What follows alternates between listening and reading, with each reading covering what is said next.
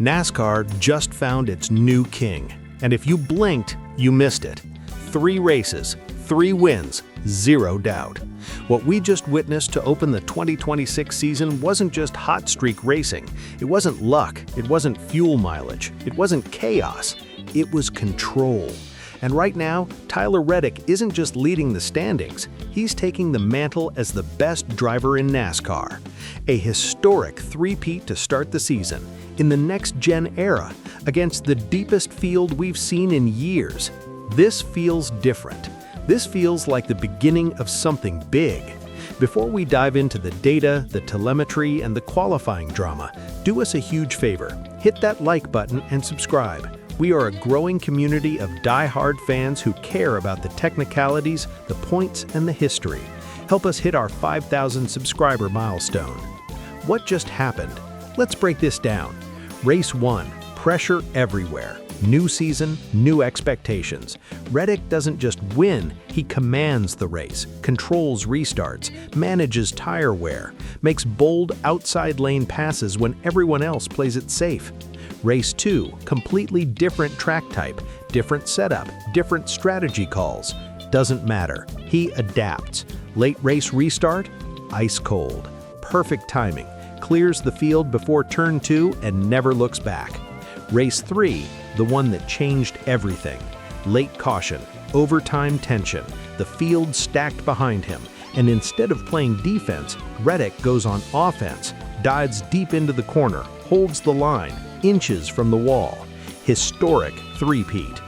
In the modern NASCAR era, with parity, spec parts, tight competition, winning 3 straight to open a season is almost unheard of.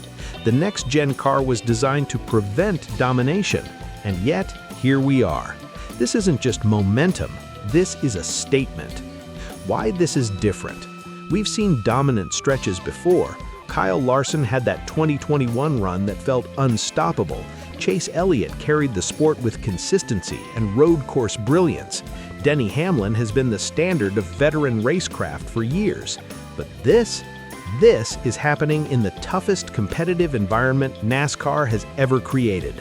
The next-gen era leveled the playing field. Smaller gaps, identical parts, teams closer than ever. You're not supposed to dominate like this anymore. And yet Reddick isn't just winning, he's beating champions straight up. He's out-driving them on restarts, out-strategizing them on pit cycles, outlasting them on long runs. That's why this three-peat hits different. It's not nostalgia dominance, it's modern dominance. Has Reddick taken the mantle? Let's ask the real question. Is he the best driver in NASCAR right now? Not most popular, not most marketable, not most experienced. Best. Look at the complete package. Consistency? Check. Aggression when needed? Check. Patience on long green flag runs? Check. Clutch gene under overtime pressure? Absolutely. Reddick used to be known as the high-risk guy, the wall rider, the edge pusher, the driver who would sometimes overdrive the car. Not anymore. Now he looks calculated, measured, dangerous in a different way. And that evolution might be the scariest part for the garage, because raw speed is one thing, but controlled speed, championship speed, that changes everything. The 23x1 racing factor. You cannot talk about this run without talking about 23x1 racing. This isn't the startup team anymore. This is a powerhouse. The presence of Michael Jordan still looms large, that competitive standard, that expectation of winning, not participating, winning. And then there's Denny Hamlin, a driver-owner who understands the chess match of modern NASCAR better than almost anyone. Strategy, psychology, timing. That influence shows up on Sundays. Pit crews sharper, strategy calls bolder, adjustments faster. 23x1 isn't reacting anymore, they're dictating. And Reddick is the perfect weapon for that system. Young enough to be fearless, experienced enough to be smart. This partnership, it's peaking. Now comes the counterpunch, because NASCAR doesn't stay quiet for long. Hendrick Motorsports isn't going to sit back.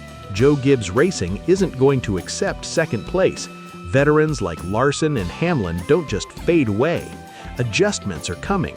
Setup notebooks are being studied, telemetry is being dissected, engineers are burning midnight oil.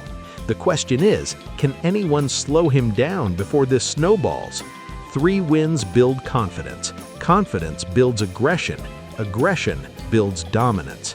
And if Reddick stretches this to 4, 5, now we're not talking about a hot start. We're talking about a season. What this means for 2026. Let's zoom out. It's early, we know that. But in the playoff era, early wins matter. Points cushion, playoff positioning, psychological edge. Right now, Reddick isn't chasing the championship. The championship is chasing him. He's the early favorite, and not by hype, by evidence. If this form holds through summer, if he locks in multiple playoff points, we might be watching the start of a defining season. And here's the bigger thought. Is this just 2026, or is this the start of the Reddick era? Because every generation has that driver, the one who takes the torch, the one who shifts the balance of power. 3 races into the year, it feels like we just saw that moment. So now it comes down to you. Is this just a hot streak, or did we just witness the rise of NASCAR's new standard? Is Tyler Reddick officially the best driver in the sport right now? Not top 5, not in the conversation, the best. Drop your take in the comments, because if this pace continues, we're not just talking about a strong start, we're talking about history. And the rest of the garage, they've officially been put on notice.